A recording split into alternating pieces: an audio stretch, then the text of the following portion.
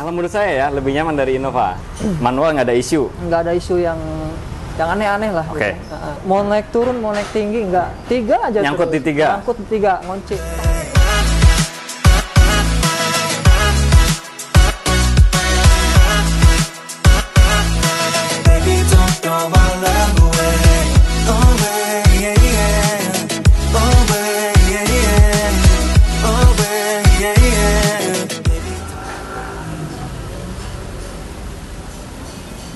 Baik lagi dengan saya Faiz, kalian sedang nonton Prolivo Channel.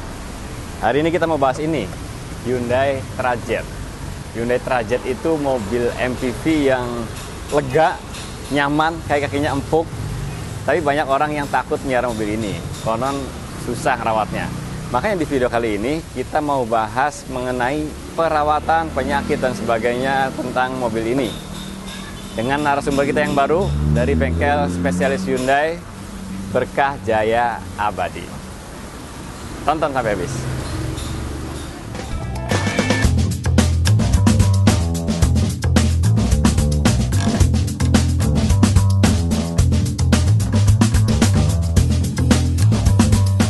Oke, narasumber kita kali ini Om, siapa Om? Wahyu. Om Wahyu, silakan perkenalkan. Ya, nama saya Wahyu dari Berkah Jaya Abadi, Perapatan Duren. Perapatan Duren. Iya. Berkah Jaya Abadi ini spesialis Hyundai sama Honda ya? Hyundai, Kia, Honda. Hyundai, Kia, Honda. Nah, buat kalian yang tinggal sekitar sini pasti udah tahu bengkel ini ramai banget tiap hari. Alhamdulillah. Om, kita nggak usah basa-basi, kita mau bahas ini. Hyundai Trajet. Trajet. Hyundai Trajet ya. Hyundai Trajet 2000 cc DHC. Oke, Hyundai Trajet itu ada berapa macam? Kalau untuk Trajet ini generasinya kan tahun 2002, ya kan? Nah, Generasi oke. pertama ini DHC mengisi mesin 2000 cc. 2000 cc DHC. DHC. Ada juga yang mesinnya lebih gede kan? Yang lebih besar cc-nya, 2700. 2700. Itu sama generasi pertama ya? Sama, 2002. 2002. Ada yang diesel juga? Diesel tapi tidak produksi di Indonesia. Nggak masuk di sini yang diesel. Nah, kita bahas yang ini aja ya. Yang di depan kita ini Hyundai Trajet 2000 cc DOHC. Ini lumayan banyak ya unitnya ya? Di Indonesia cukup lumayan banyak. Cukup banyak ya? Cukup banyak. Hyundai Trajet ini kan sekarang udah murah ya? Iya, Udah untuk murah pasaran. Ya? Mobil nyaman gitu. Kenyamanannya itu bisa dibilang, kalau menurut saya ya, lebih nyaman dari Innova. Kalian harus coba. Nah, untuk perawatannya sendiri, ini kan banyak yang nanya-nanya. Hyundai Trajet ini ngerawatnya gampang nggak sih? Gitu kan? Pertanyaannya kan itu. Iya. Jadi saya mau bahas detail satu persatu. Oke. Biar kejawab semua, mulai dari perawatan mesin. Karakternya gimana Hyundai Trajet mesin 2000 cc ini? Kita bahas dari Trajet yang 2000 cc ya, yang DHC untuk perawatan mesin. Sebenarnya untuk perawatan mesin untuk mobil yang lain juga sama aja. Untuk perawatan sama, cuman agak sedikit berbeda. Mungkin dari orangnya sedikit belum paham dengan karakter Korea seperti apa. Karakter Hyundai iya, gitu. Karakter Hyundai. Nah, kalau untuk karakter Hyundai untuk tahun 2002 untuk Trajet ini sebenarnya biasa aja, normal, tune up 3 bulan sekali, 6 bulan sekali, atau setahun sekali. Nah, itu yang harus dirutinkan tune up. Nah, dari segi tune up nanti akan kelihatan yang kurang-kurang itu apa, bagaimana. Oh, memang harus rutin harus di rutin, tune up. 3 bulan. Paling lama itu setahun sekali. Oke, sebentar. Yang ini yang DOHC ya, 2000 cc. DOHC. Bisa lihat ke sini kameranya. Nih DOHC 2000 cc. Terus generasi setelahnya ada ya, yang generasi setelahnya ada. CVT. CVT itu tahun 2008. CVT 2008. Itu mesinnya 1800 cc. 1800. Udah aja berbeda semuanya. Oh, udah beda, itu beda generasi. Dan itu lebih powerful ya? Lebih powerful. Tapi kita bahas yang ini dulu ya. Oke. Itu tadi perawatan mesinnya berarti normal-normal aja? Normal aja. Cuma oli paling ya? Oli dia pakai yang 1040. 1040. 1040. Karena kalau untuk yang pakai yang lebih rendah lagi 530, mengingat tahunnya gitu ya. Mengingat tahunnya udah mulai nggak bisa gitu. Kecuali cepat nguap ya? Cepat nguap dan mesin cukup panas. Cepat panas. Iya. Oke, yang penting oli 1040. 1040. Gitu. 1040 untuk kriteria. Untuk bagusnya sih yang full sintetik. Full sintetik. Full sintetik. Gitu. Nggak ada masalah ini? Masalah yang sering timbul? Kalau untuk masalah sering timbul, sebenarnya sih hanya di bagian matic-nya aja. Di matic-nya, kalau yang matic. Kalau yang matic. Kalau di mesin? Kalau di mesin sejauh ini ya biasa kayak timing bell, kayak fan bell, itu aja. Itu ada umurnya. Umum. Jadi mobil ini masih pakai timing bell ya, Masih bukan rantai bell. ya. Kalau radiator gitu? Nah, kalau untuk radiator, water pump, dia lumayan agak ini, apa sih namanya, masa usianya lumayan panjang. Cuman dia punya sirkulasi semacam kayak termostat, pipa. Nah itu yang harus diperiksa tuh, karena sering tuh kayak join T yang pipa itu yang di belakang oh, pipa-pipanya. Itu sering kropos. Oh gitu. Sering kropos. Jadi sistem pendinginan mesin itu permasalahannya cuma di komponen-komponen itu aja, selang gitu ya. Selang, pipa-pipa kecil gitu. Karena untuk trajet dia sirkulasi airnya cukup lumayan banyak gitu. Dari reservoir ke radiator, dari radiator ke termostat, di termostat ada pipa lagi, nah dari termostat ada pipa lagi join T sampai di belakang kabin gitu. Nah makanya ada perawatan yang bedanya dengan mobil-mobil Jepang di situ, karena lebih banyak saluran pipanya, salurannya lebih banyak, sambungan-sambungannya, dan itu yang biasanya suka kropos, biasanya suka nggak kejangkau, suka nggak kelihatan, tiba-tiba kropos, kurang air. Oh, tahu-tahu air habis aja. Habis aja airnya begitu. Oh, masalah pendinginan di situ. Makanya perlu perawatan 6 bulan sekali atau setahun sekali yaitu. Tapi kalau water pump sama radiatornya sendiri awet ya? Selama memakai airnya benar, selama itu nggak ada masalah, insya Allah kuat. Oke, catat yang pertama di saluran-saluran air. Sirkulasi pipa-pipa. Coolant lah ya, sirkulasi pipa-pipa. Dan jangan pakai air coolant dulu kalau kita belum tahu kondisinya. Oh, oke. Nanti takutnya yang keropos-keroposnya itu pakai air coolant malah kegerus, malah pada rontok, langsung bocor. Iya. Pokoknya cek dulu kondisi. Diperiksa dulu kondisinya. Biasanya kalau beli bekas cek dulu awalnya. Benar. Ya. Cek kondisinya dulu. Iya. Mesin itu aja berarti? Mesin itu aja. Sering apa sih ngelitik? Enggak. Kalau sejauh ini trajet belum pernah ada keluhan ngelitik. BBM Pertalite mau?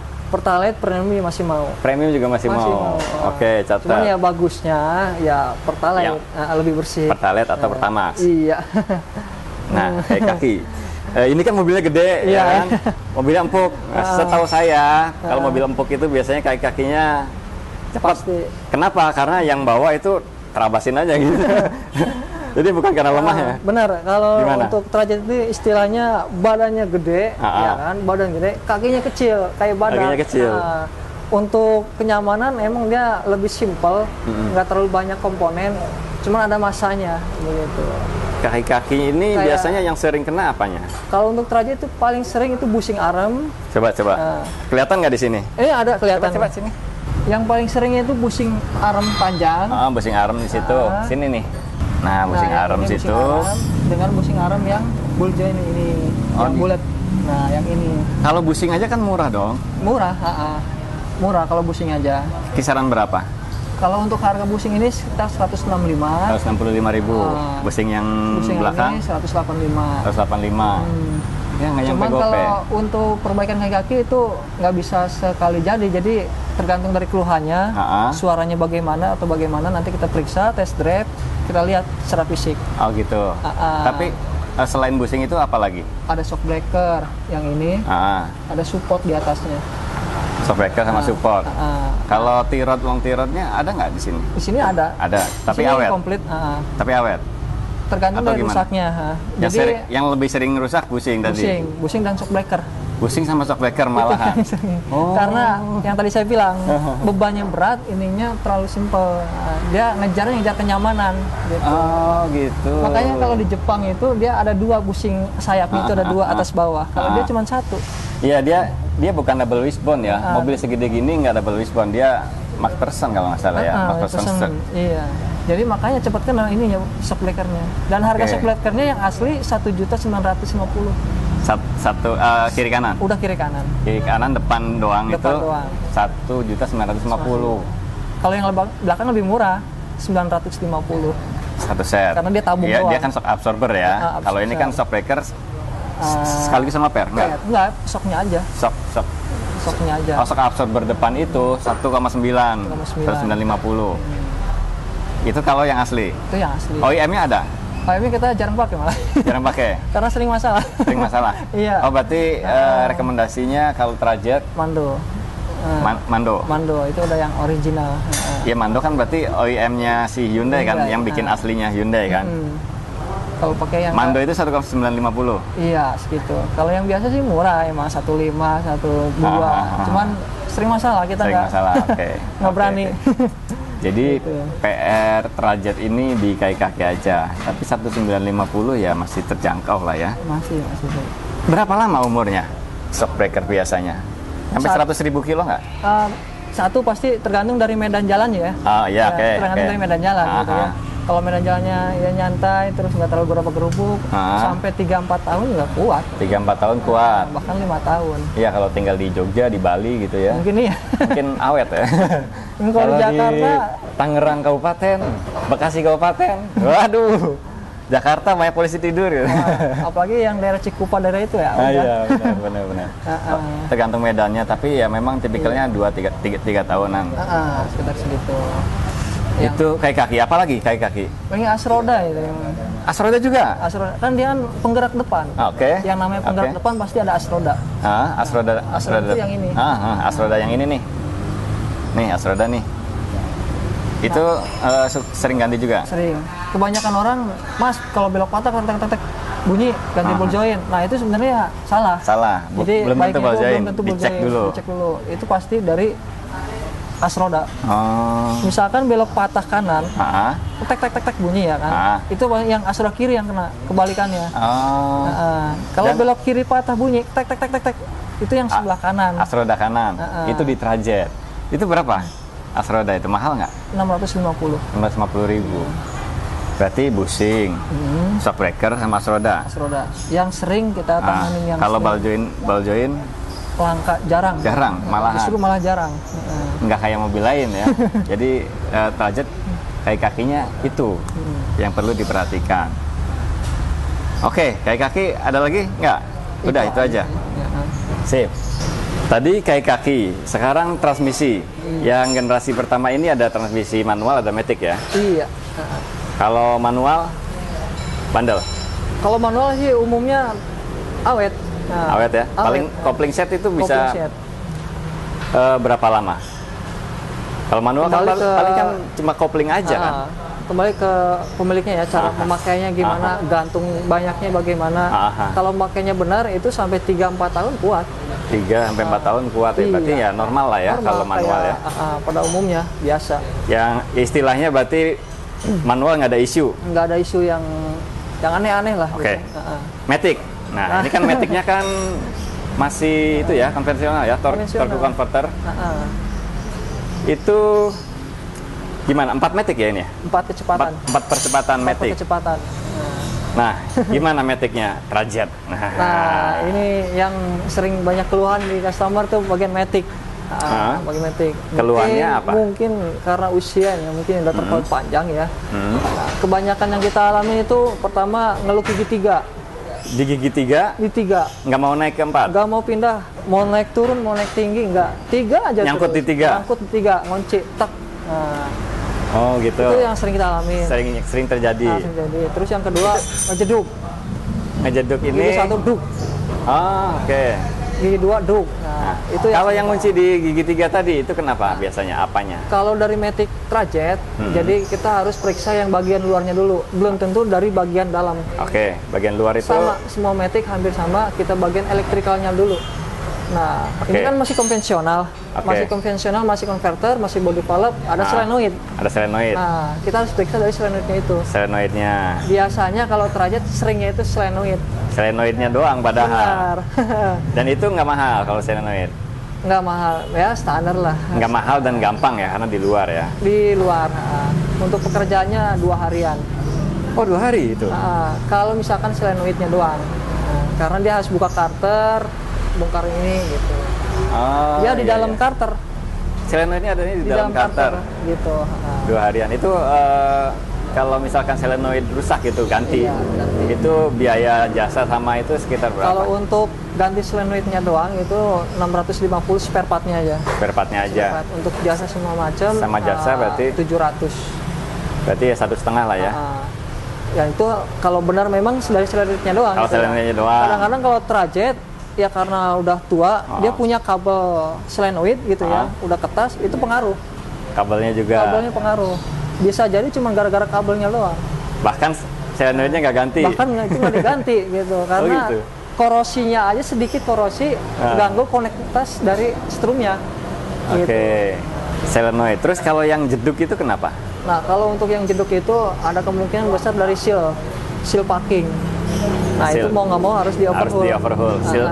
Karena itu karet, jadi ada masanya ya. Ada Namanya masanya. karet itu pasti ada umurnya. Itu di overhaul. Kalau overhaul matic, Tergantung dari kerusakan juga tuh ya. Kalau misalkan dari jeduknya doang segala macam, ya kira-kira 7 sampai 8. 7 sampai 8 juta Terima itu. kunci. Ya, udah semuanya. Udah terima kunci, udah jalan lagi, udah normal lagi. Iya. Kalau yang rusak hanya part-part seal-seal itu Iya, aja. Kita ngambil rata-ratanya aja ya. Kayak rata-ratanya aja. Iya. 7 juta, 8 juta. Tapi kalau overhaul secara total, Ya segitu. banyak yang diganti. Oh, itu udah overhaul total itu? Udah. 7-8 juta itu? Iya. Kalau ganti transmisi, jarang, Trajet? Ganti segelondong gitu? Ya jarang sih, tapi pernah ada, cuma Pernah. jarang. Jadi rusaknya itu kita kalkulasi dulu. Kalau misalkan rusak diperbaiki nggak jauh beda dengan gas guntung, ya udah ganti. Mendingan ganti. Iya, mendingan ganti. Tapi kalau misalnya masih murah, kita perbaiki. Tapi jarang sekali memang? Jarang. Kalau Trajet masih jarang ganti segelundung. Oh, jadi Trajet itu matic-nya masih bisa diperbaiki karena bisa. cost-nya lebih masuk akal ya? Spare part-nya masih ada, cara perbaikannya juga masih bisa. Spare part-nya masih komplit. Spare part masih komplit. Di sini ready ya? Ready di sini. Di sini ready. Packing set gitu ya, kampas segala macam, part-part yang lain masih Seal ready. transmisi juga ada? Masih ready. Oke, itu transmisi. Terus AC gimana AC? Nah, Ada kalau isu AC nggak? emang banyak isu ya. Kalau Korea lemahnya di AC, lemahnya di AC, terutama di Trajet. Oke. Nah, kalau di Trajet ini istilahnya dia punya kompresornya kecil, tapi udah double blower. Kompresor kecil, double blower. Kompresor adanya di mana ya? Posisinya di bawah, dekat power steering. Oh, di situ. Sini, gitu. sini. Kompresornya di situ tuh dekat power steering. Kompresornya itu kecil. Tapi udah double blower. Double blower, ekspansinya udah depan belakang. Oh, pakainya katup ekspansi? Iya, ekspansi depan belakang. Ekspansi depan belakang. Nah, jadi problemnya apa biasanya? Usia dia, kekuatan dia. Kompresornya. Kompresornya jadi nggak sekuat mobil Hyundai yang lain gitu. Nah, kebanyakan itu dirubah sama orang. Ini kan masih pakai Korea ya kan. Okay. Itu suka dirubah pakai Denso atau ND. Pakai ND. Digedein. Itu masalah nggak? Kebanyakan sih enggak, itu hanya spesialis AC yang bisa. Gitu. Nanti ekspansinya baru yang dirubah, ekspansi dalamnya. Jadi istilahnya untuk menambah power. Menambah kompresor. Karena kompresornya kecil, jadi dia muter terus. Cepat habis. Bebannya berat. Udah gitu iklim yang di Asia berbeda dengan iklim yang di luar. Ya. Oh iya, kita tropis ya. Tropis panas. kita. Jadi kinerja dia lebih berat. Lebih berat. Berarti solusinya dirubah? Kalau yang udah kita coba diservis dulu. Diservis dulu. Karena yang namanya AC ada sedikit kotoran mengganggu ekspansi, itu mampet bakalan rusak. Kalau kompresornya mahal nggak sih ini? Jarang ada yang ganti ya. Jarang ada yang ganti? Jarang ada yang ganti. Atau yang ganti apanya? Bearingnya yang ganti misalkan? itu bagian dalam. Servis bagian dalam aja. Ekspansi luar yang depan belakang. Nah, evaporatornya? Iya, evap segala macam, selang-selang itu. Kebanyakan dia mampet karena kotoran. Loh, berarti kompresornya nggak kenapa-napa dong? Nah, kalau kompresor kebanyakan itu di repair. Oh, di repair. Repair kompresor ini berapa biayanya? Terakhir udah lama ya, sekitar 1,5 juta. 1,5 juta. Tapi dilihat dulu, kalau misalkan masih bisa di repair, magnet plugnya bagus ya di repair. Tapi kalau banyakkan yang rusak, udah ganti aja. Oke, ada lagi permasalahan di Trajet? Tadi kan, electrical gimana? Electrical. Misalkan kayak, ECU ini udah pakai ECU kan? Udah pakai ECU. Kalau electrical terbilang awet sih belum terjadi masalah yang aneh-aneh. Nggak ada isu ya? Untuk ECU-nya aja dia kuat. Tapi ada tapinya juga. Biasanya kalau kita tune up ya, kan buka ini. Back cover. Buka cover. Nah, biasanya yang suka rusak itu soket coil. Oh, soket coil. Nah, iya, soket Nah, coilnya ini. itu kan ada 3 kabel. Nah, jangan sampai 3 kabel itu nempel. Oh, Kalau biasa. terjadi nempel, itu larinya langsung ke ECU, Konslet. mati. Konslet. Itu yang sering. Dan korbannya ECU-nya. Korbannya langsung ECU. ECU-nya rusak. Langsung meletek. Oke, tapi soketnya sendiri, soket coil itu awet. Kan kalau di merek sebelah gitu, di Nissan itu banyak kebocoran coil, selongsong coil. Oh, Kalau ini enggak, kalau ini coilnya kuat. coilnya kuat. Soketnya yang Soketnya suka aja. pecah. Oh, soketnya sering pecah. Sering pecah. Nah, soket coil itu mahal. Kalau untuk barang yang asli Korea nggak menyediakan, Enggak menyediakan. tapi kita nyari yang universal. Oh, tapi ready Ada. dan murah. Murah. Nggak nyampe 70 kok. Oh iya, puluhan ribu lah. Puluhan soket ribu, coil. Cuman kalau diabaikan, ECU yang jadi korban. Masalahnya berat. Iya. Itu Itu yang aja harus electrical. hati-hati itu doang. Nah, Kalau electrical lampu kelistrikan yang lainnya normal. normal. Itu nggak pakai modul atau pakai Enggak, modul? dia Nggak. langsung. Belum pakai Standar kayak BCM. mobil Jepang lah ya, belum pakai BCM. Belum. Jadi yang pakai kontrol cuma ECU aja. ECU doang. Transmisi ada kontrol modul? Dia Nggak? ECU jadi satu. Oh, di ECU itu. ECU-nya jadi satu. Mesin sama matic jadi satu. Kalau yang manual ya satu. Lebih simpel. Mesin doang ECU-nya. Dan kalau elektrikal sih orang-orang ngeluhin dari lampu. Mas, lampunya kurang terang, gue Kurang terang. terangin. Ya nggak bisa bu, udah standarnya. Oh, lampu kurang terang. Nah, itu juga catat ya. Kalau Trajet rata-rata pasti semuanya kurang terang. Jadi ngerawat Trajet ini sebetulnya gampang ya. Sebenarnya gampang, mungkin karena brandnya belum terlalu ini, jadi orang jangan merasa takut gitu. Takut terus kadang dapatnya itu udah banyak PR. Nah, iya. Jadi yang perlu diperhatikan tadi selang-selang radiator, terus kaki-kaki. Kaki-kaki. Kalau mesin sih tangguh ya. Mesin tangguh, insya Allah kuat tangguh. Jadi nggak usah takut, nggak usah ini. Bengkelnya juga sekarang nggak cuma satu. Bengkel Jadi kita Korea udah banyak. Udah banyak gitu. Udah banyak dan di sini nih di Berkah Jaya Auto nih ready semua spare part ya. Ready semua. Kalau Trajet. kalian punya Trajet, pengen di servis, pengen tahu kondisi mobilnya seperti apa, ada perbaikan-perbaikan juga bisa datang ke sini aja ya. Komunitas juga ke sini, TFC. TFC, Iya. Trajet. Trajet Family Club. Oh, Trajet Family Club juga sering ke sini. Jadi silahkan datang aja. Ini namanya lokasinya di Perempatan Duren. Perapatan Duren, Ciputat. Perapatan Duren Ciputat. Nah, orang pasti tahu semua. BJA, Berkah Jaya. Insya Allah. Di Auto. Google juga ada kita. Oke, Om Wahyu itu aja. Thank you banget Oke, terima waktunya. kasih banyak. Thank you banget udah nonton. Nanti kita bahas mobil Hyundai lainnya ya. Buat kalian yang request silahkan tulis di kolom komentar. Jangan lupa share.